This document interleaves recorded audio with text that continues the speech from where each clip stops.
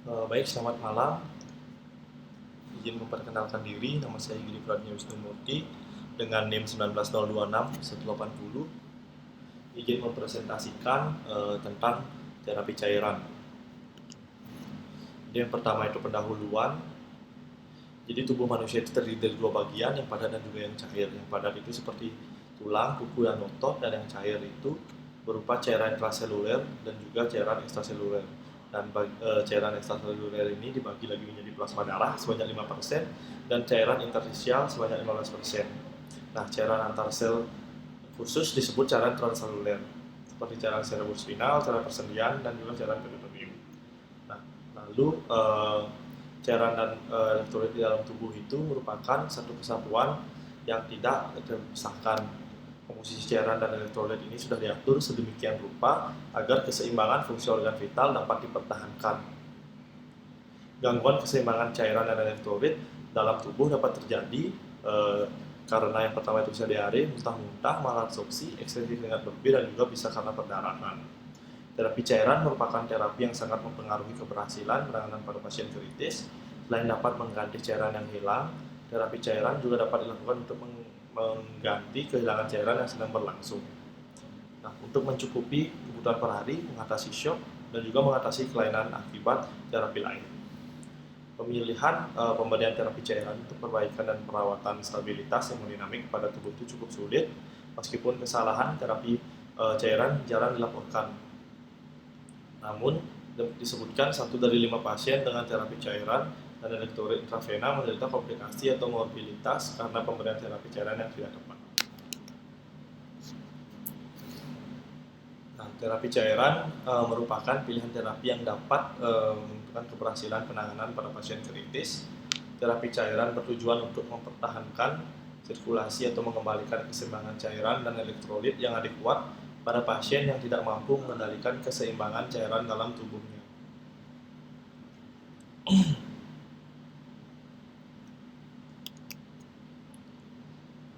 Lalu selanjutnya jenis cairan dan indikasinya. Yang pertama itu ada cairan kristaloid. Jadi cairan kristaloid ini berisi elektrolit, contohnya seperti kalium, natrium, kalsium, dan klorida, yang merupakan komponen dari kristaloid. Karakteristik dari kristaloid ini ditandai dengan pengaruhnya terhadap status asam basa.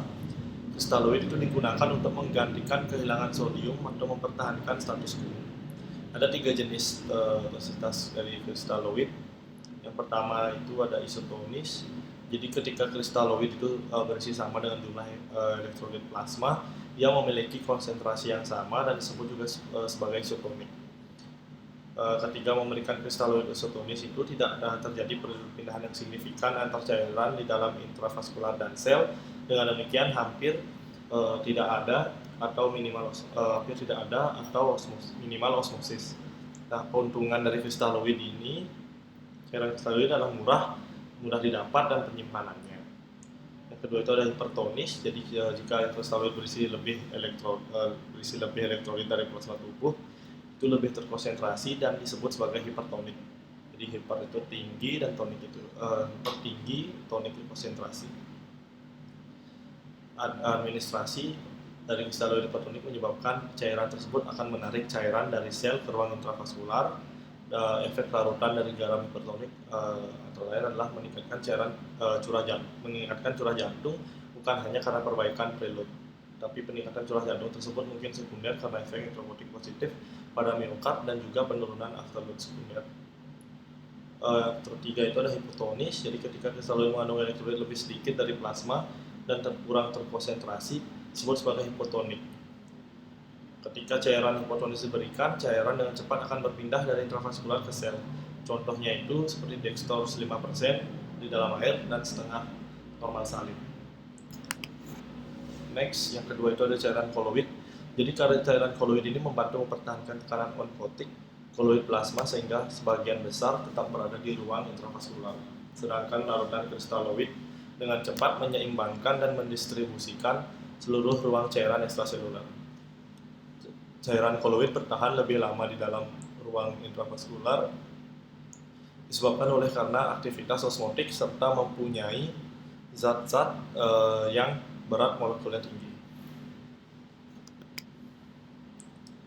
koloid.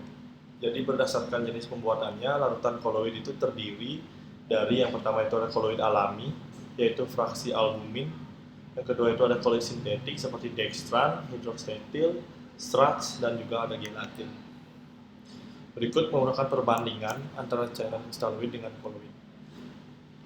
Pertama itu dari berat molekul lebih kecil, untuk kristaloid itu lebih kecil, koloid itu lebih besar. Distribusi lebih cepat, untuk kristaloid lebih cepat 20-30 menit, untuk koloid itu lebih lama, sekitar 3-6 jam. Untuk faal hemostatisnya, untuk kristaloid tidak ada pengaruh, untuk koloid itu mengganggu. Untuk penggunaannya, biasanya kristaloid untuk dehidrasi, untuk koloid itu perdarahan masif. Untuk koreksi perdarahan, untuk kristaloid ini diberikan 2-3 kali jumlah perdarahan, koloid sesuai jumlah perdarahan. Penggolongan cairan infus berdasarkan penggunaannya. Yang pertama, cara pemeliharaan, terapi cairan intravena untuk pemeliharaan rutin mengacu pada penyediaan cairan dan elektrolit intravena untuk pasien yang terjaga keseimbangan cairan dan elektrolitnya.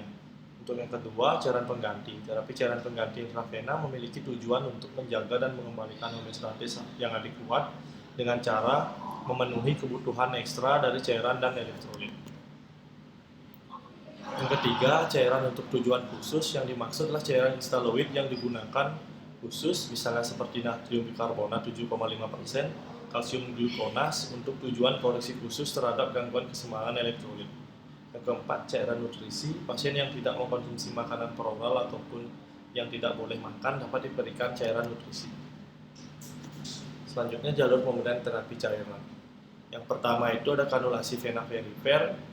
Syarat dari pemilihan kanulasi ini adalah dimulai dari vena di daerah ekstremitas atas lalu dilanjutkan pada vena bagian ekstremitas bawah.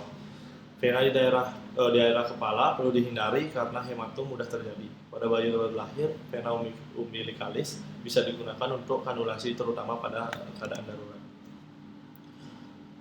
Tujuan dilakukan kanulasi vena perifer, yang pertama itu terapi cairan pemeliharaan dalam waktu singkat, lokasi pemasangan harus dipindah, serta penggantian set infus perlu dilakukan jika pemberiannya melebihi 3 hari.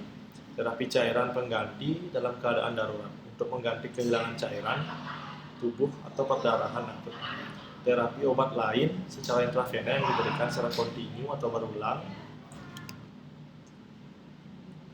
Lalu yang kedua itu untuk jalur pemberian terapi cairan itu, yang kedua ada kanulasi vena sentral, pemberian jangka panjang, misalnya untuk nutrisi parenteral total dilakukan kanulasi pada vena subclavicular atau vena jugularis interna. Sedangkan dalam pemberian jangka pendek dilakukan melalui vena di atas ekstremitas atas secara tertutup atau terbuka dengan vena seksi. Tujuan dari dilakukannya kanulasi vena sentral, yang pertama itu terapi cairan dan nutrisi parenteral jangka panjang, terutama untuk cairan nutrisi parenteral dengan osmolaritas yang tinggi untuk mencegah iritasi pada vena. Jalur pintas terapi cairan pada keadaan darurat, misalnya kardiovaskular, vena perifer, sulit diidentifikasi. Yang ketiga, untuk pemasangan alat pembentuk jantung. Adapun komplikasi dari terapi cairan, jadi komplikasi yang paling sering terjadi adalah cairan yang masuk ke dalam tubuh terlalu banyak. Ketika hal ini terjadi, jantung gagal memompa volume sirkulasi yang terekspansi, secara efektif. Distensi berlebih pada ventrikel kiri dapat menyebabkan gagal jantung dengan konsekuensi berupa edem paru. Pasien dengan edem paru akan memendekkan pernafasan dan menyebabkan batuk, terdengar crackles dan pada auskultasi, dan juga akan terjadi penurunan saturasi oksigen. Sekian presentasi dari saya. Selamat malam dan terima kasih dokter.